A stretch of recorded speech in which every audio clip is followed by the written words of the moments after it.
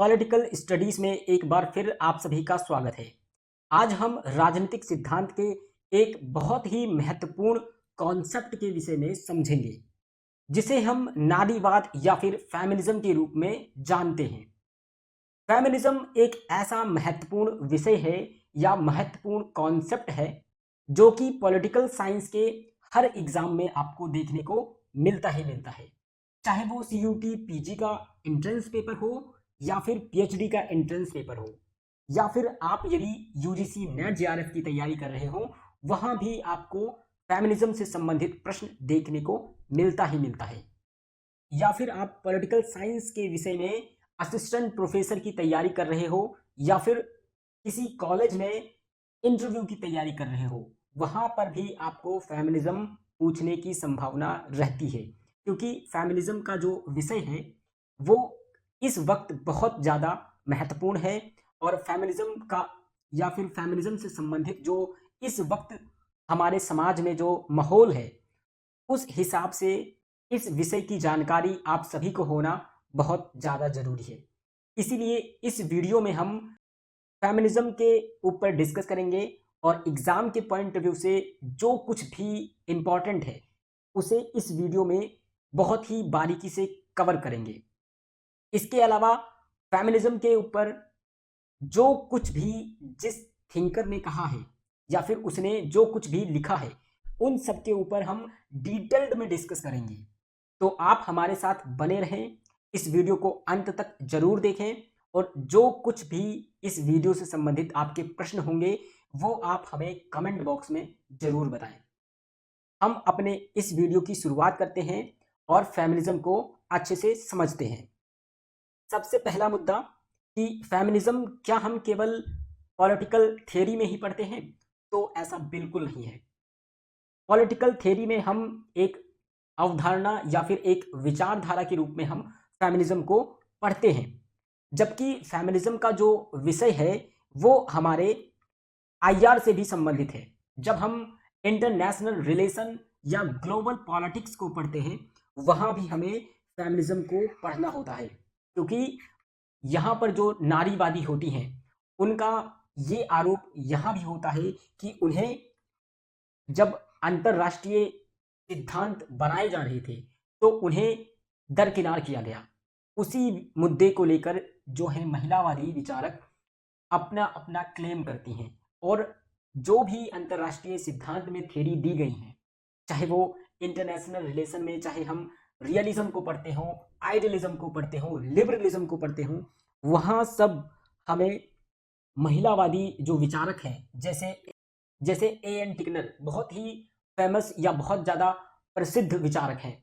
इन्होंने रियलिज्म जो कॉन्सेप्ट दिया है मार्गेंथौ ने, इसके ऊपर पूरी किताब लिख दी और इसको इन्होंने क्रिटिक किया कि आपने जिस तरीके से अंतरराष्ट्रीय सिद्धांत को परिभाषित किया है वो बिल्कुल ही गलत है, और इस तरीके से नहीं बल्कि इस तरीके से परिभाषित किया जाना चाहिए।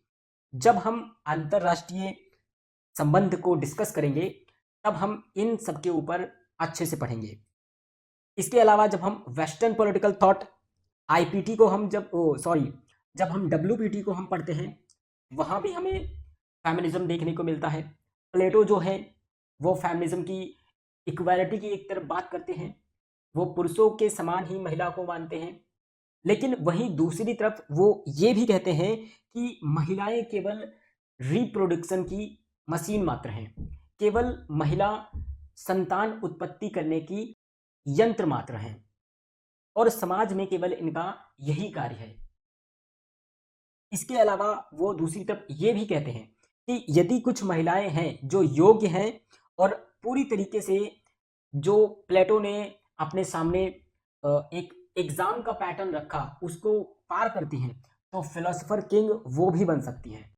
इसके अलावा जब हम राजनीतिक विज्ञान में हम आईपीटी पढ़ते हैं, तो वहाँ भी हमें जो है नारीवादी विचारक देखने को मिलती हैं, जिसमें पंडिता रमाबाई बहुत ज़्यादा इंपॉर्टेंट है, सावित्रीबाई जो फुले हैं उसके बारे में हम पढ़ते हैं। ये तमाम जो चीज़ें हैं ये कहीं ना कहीं या किसी ना किसी रूप से नारीवाद से ही संबंधित है या फिर फेमिनिज्म के विषय में ही देखने को मिलता है। और इन सबका जो मेन समस्या है या फिर जो मेन अवधारणा है या मेन विषय है वो समानता की चिंता को लेकर है। इनका यही कहना है कि जितना अधिकार या जितना सम्मान समाज में पुरुषों को मिलता है उतना ही सम्मान अधिकार महिलाओं को भी मिलना चाहिए। महिलाएं पुरुषों से किसी भी प्रकार से अलग नहीं हैं। केवल शारीरिक विभिन्नता होने के कारण आप महिलाओं का शोषण नहीं कर सकते, क्योंकि यदि हम अपने इतिहास को उठाकर देखते हैं वहां पर आप ये देखेंगे कि महिलाओं को शुरू से ही किसी भी क्षेत्र में कोई अधिकार नहीं दिया गया था। उन्हें ना तो शिक्षा का अधिकार था, ना ही उन्हें मत अधिकार दिया गया था, ना ही उन्हें किसी भी प्रकार का कोई भी संपत्ति रखने का अधिकार था। पित्रात्मक जो व्यवस्था है या पितृसत्ता की जो व्यवस्था हमारी शुरू से चली आ रही थी उसमें महिलाओं को घर की चार दीवारी में ही कैद करके रखा गया था। लेकिन ये परंपरा धीरे धीरे बदली और समाज की बहुत सारी जो पुरानी अवधारणाएं थी उसको चुनौती दी गई। समाज में महिलाओं ने इस कार्य को अंजाम दिया और धीरे धीरे कुछ महिलाओं का एक जो समूह है या वर्ग है उन्होंने अपने विषय को उठाया और इस बात के लिए उन्होंने स्ट्रगल किया कि महिलाएं भी पुरुषों के समान हैं और जो अधिकार पुरुष को मिलते हैं वो सभी अधिकार जो है महिलाओं को भी मिलने चाहिए। और महिलाओं के इसी चिंता को लेकर हमारा फेमिनिज्म का जो विषय है या फिर जो फेमिनिज्म का टॉपिक है वो इसी चिंता को लेकर आगे बढ़ता है। तो अब हम आगे बढ़ते हैं और फेमिनिज्म को बहुत ही सरल और आसान शब्दों में समझने का प्रयास करते हैं। नारीवादी विचारों का आरंभ इस विश्वास के साथ होता है कि जो स्त्रियां हैं वो पुरुषों की तुलना में आलाभ व हीन की स्थिति में हैं। यानी कि जो हमारा समाज है उसमें पुरुष और महिला को समानता नहीं दी गई है। जो महिला हैं वो पुरुषों की तुलना में आलाभ और हीन स्थिति में है, यानी उन्हें किसी ना किसी रूप में या फिर हर क्षेत्र में जो है हमेशा घाटे का सामना करना पड़ता है। उन्हें पुरुषों की तुलना में हीन समझा जाता है या फिर कमजोर समझा जाता है और उसका प्रमुख कारण शारीरिक विभिन्नता से उत्पन्न नहीं है। यानी प्राकृतिक रूप से जो ईश्वर ने स्त्री और पुरुष की संरचना का निर्माण किया है उनकी असमानता का ये पैमाना बिल्कुल नहीं हो सकता, क्योंकि ईश्वर ने स्त्री और पुरुष को अलग अलग बनाया है और उनकी अपनी अलग अलग विशेषताएं हैं। केवल इस आधार पर आप जो है महिलाओं के साथ गलत व्यवहार नहीं कर सकते या फिर उनके साथ भेदभाव नहीं कर सकते। इनका कहना है कि समाज में ये जो असमानताएं हैं ये निर्मित हैं और कृत्रिम है, इसे समाज द्वारा बनाई गई है और समाज द्वारा ये जो भेदभाव महिलाओं के साथ हो रहा है इसे चुनौती दी जानी चाहिए और इसे बदलना चाहिए।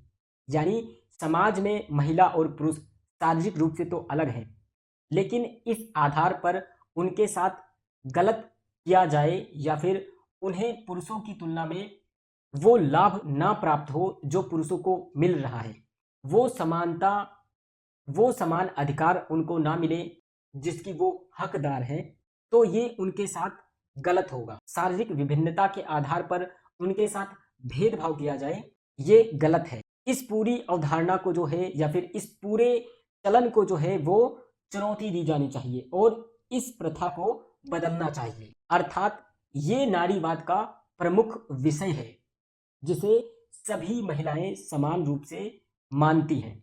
जब हम राजनीतिक सिद्धांत में नारीवादी दृष्टिकोण का अध्ययन करते हैं तो यहाँ की जो महिलावादी विचारक हैं वो स्त्रियों की समस्या को राजनीतिक समस्याओं का केंद्र मानती हैं।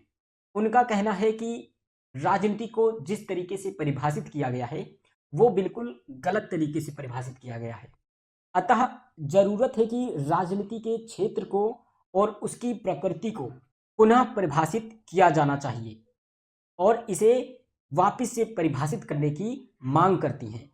यदि हम नारीवाद की शुरुआत की बात की जाए तो नारीवाद के संदर्भ में जो सबसे पहली पुस्तक लिखी गई वो मैरी वॉल्सनक्राफ्ट द्वारा लिखी गई थी।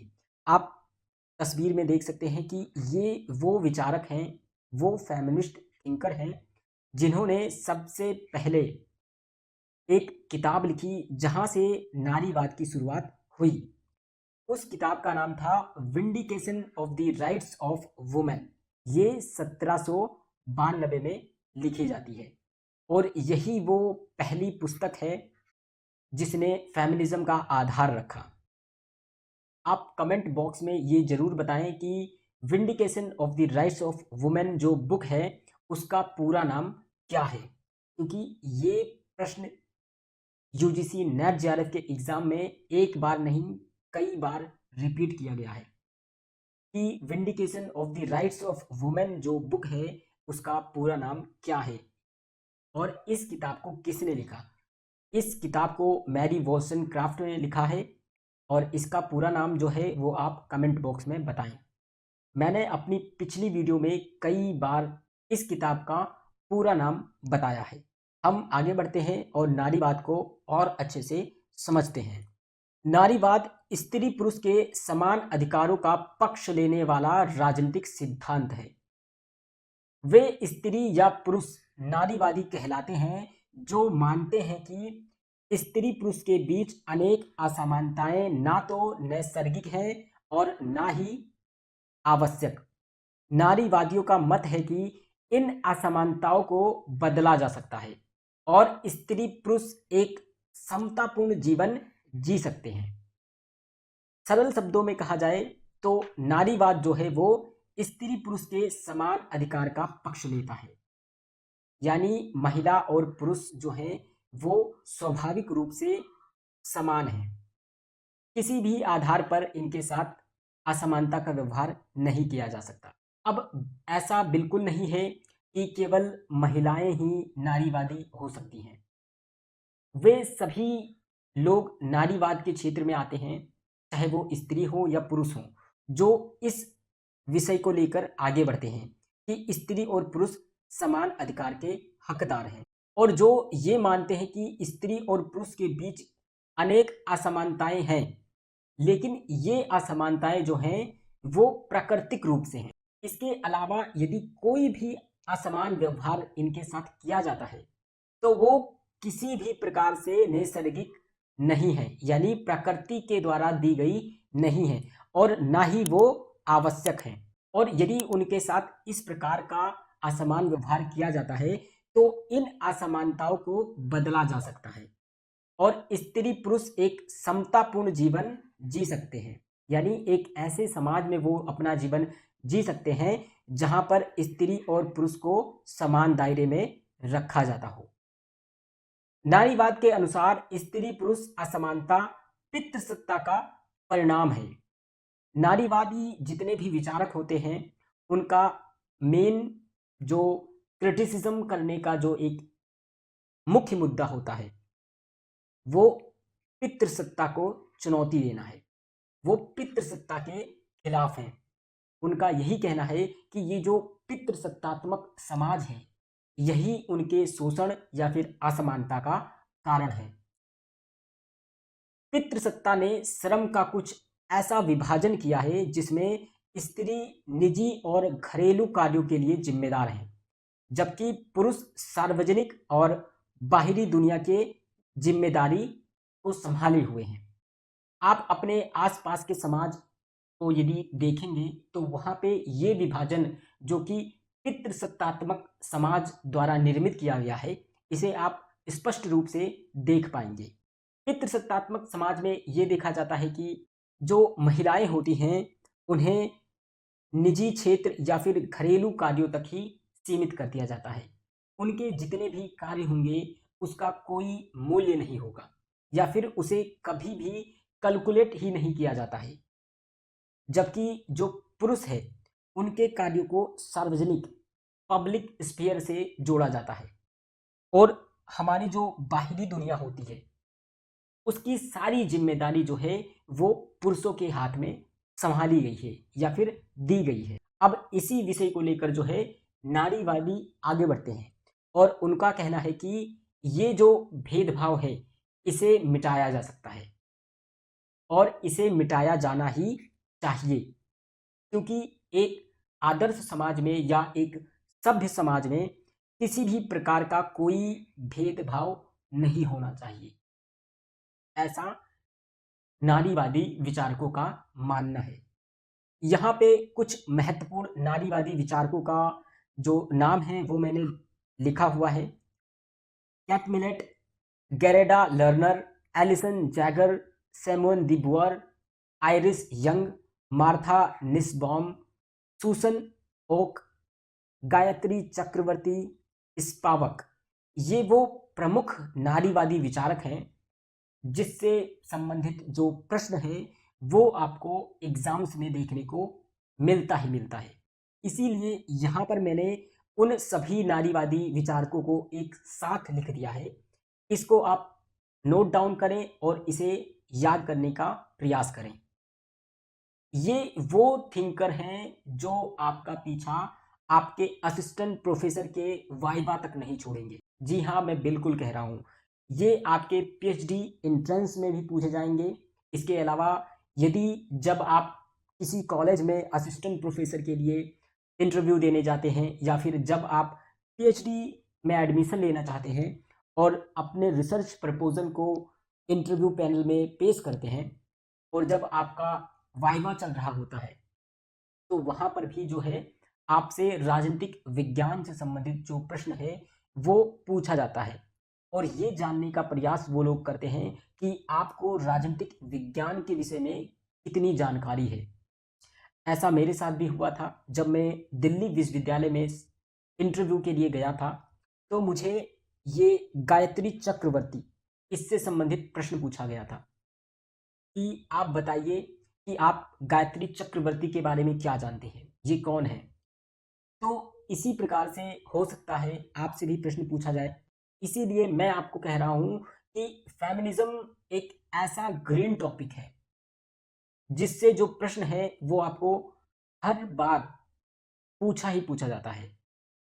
और ये जो थिंकर है ये तो आप बिल्कुल मान के चलिए कि आप इसे बिल्कुल रट लीजिए कि कौन सा थिंकर है जो कि फेमिनिज्म से संबंधित है और इन थिंकरों ने क्या क्या फेमिनिज्म के ऊपर काम किया है, उन्होंने कौन कौन सी किताबें लिखी है, ये सब जानकारी आपको होनी चाहिए। इसी वीडियो में आगे मैंने इन सभी थिंकर्स के ऊपर इन डेप्थ में एनालिसिस किया है, उनके क्या थॉट रहे हैं फेमिनिज्म को लेकर, उन्होंने कौन कौन से अपने वर्क लिखे हैं फेमिनिज्म के ऊपर, उन्होंने कौन कौन से काम किए हैं, उन सब की जानकारी आपको इसी वीडियो में आगे दी गई है।